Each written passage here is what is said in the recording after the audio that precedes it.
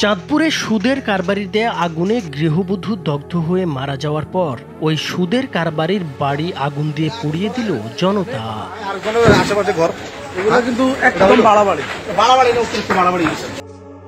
গত শুক্রবার রাতে প্রতিবেশী নাসিমা বেগম ও তার লোকজন সুদের টাকার জন্য কেরোসিন ঢেলে শাহনাজ বেগমের শরীরে আগুন ধরিয়ে দেয় বলে অভিযোগ ওঠে। জানা যায়, নাসিমা সুদে টাকা খাটান। 1 বছর আগে তার কাছ থেকে 50,000 টাকা ধার নেন শাহনাজ বেগম। সেই টাকা পরিশোধ করা হলেও গত কয়েক মাস আগে শাহনাজের কাছে আরও টাকা পাবেন বলে দাবি করেন সুদের কারবারি নাসিমা। এ নিয়ে তাদের মধ্যে বিরোধ সৃষ্টি হয়। সেই বিরোধের জের ধরেই গত শুক্রবার রাতে নাসিমা বেগম ও তার লোকজন শাহনাজের গায়ে কেরোসিন ঢেলে আগুন ধরিয়ে দেন। পরে স্থানীয় লোকজন শাহনাজকে উদ্ধার করে প্রথমে চাঁদপুর জেনারেল হাসপাতালে নিয়ে যান। সেখান থেকে উন্নত চিকিৎসার জন্য তাকে ঢাকার জাতীয় বার্ন ও প্লাস্টিক সার্জারি ইনস্টিটিউটে পাঠানো হয়। প্রায় 5 দিন মৃত্যুর সঙ্গে লড়াই করার পর গতকাল চিকিৎসাধীন অবস্থায় মৃত্যু হয় তার।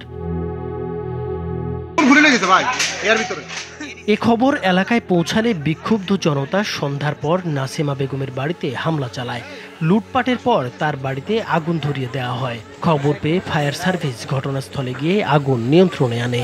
শাহনাজের মৃত্যুর সংবাদ শুনে উৎসুক জনতা এসে এখানে নাসিমার ঘরে আগুন দিয়েছে। হাজার হাজার, এখানে তো আসলে অগণিত। আমি তো এসে হাজার হাজার মানুষ পাইছি। আমি নিজে ফায়ার সার্ভিসের উপর ফোন দিয়ে এখানে আনেছি এবং ওসি স্যারকে এটা অবগত করছি। এখানে তো বিভিন্ন ধরনের মানুষ, এখানে দুইটা দেখি ওনার কলা ছিল, সেটাও লইয়া গেছে কি, আমরা বাথরুমের কলা ছিল, সেটাও লইয়া গেছে কি।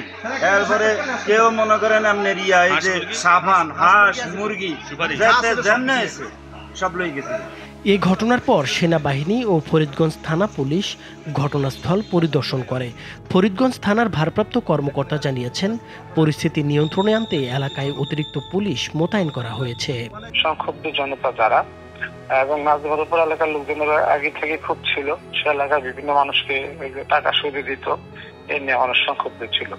এই সংক্ষুব্ধ জনতা তার বাড়িতে পরবর্তীতে লুটপাট করে এবং অগ্নিসংযোগ করে আর কি। অন্যদিকে আসামি সুদের কারবারি নাসিমাকে গ্রেপ্তার করে আদালতের মাধ্যমে কারাগারে পাঠানো হয়েছে বলেও জানিয়েছে পুলিশ। নাইমুর হোসেন, মাছরাঙ্গা টেলিভিশন।